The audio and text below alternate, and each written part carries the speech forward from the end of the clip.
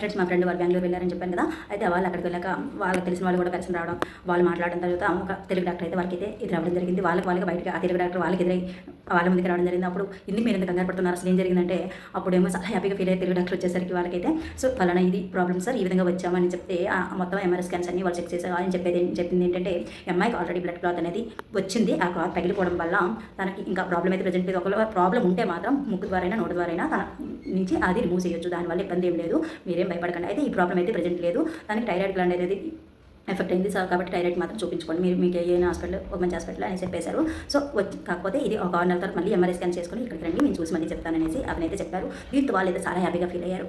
బాధ ఒక్కసారి అంతగా భయపెట్టి ఒకేసారి ఆ బాధ దాని నుంచి ఉపశమనం దొరికితే ఎవరికైనా ఆనందం వేరు కదండి. సో ఆ విధంగా వాళ్ళైతే చాలా హ్యాపీ ఫీల్ అయ్యారు. ఎందుకంటే ఇక్కడ చాలా భయపెట్టి పెట్టేశారు. సో అక్కడ అది మంచి న్యూస్ చెప్పేసరికి వాళ్ళైతే చాలా ఆనందంగా ఉన్నారు. సో ఈ విధంగా తన లైఫ్లో బెంగళూరు వెళ్ళాక తన ప్రాబ్లంకి అయితే ఒక సొల్యూషన్ దొరికింది. ఇలా మీకు కూడా ఎవరికైనా ఇలాంటి ప్రాబ్లం ఉంటే మాత్రం మీరు కూడా ఇలాంటి దాన్ని ఉపయోగించుకోండి.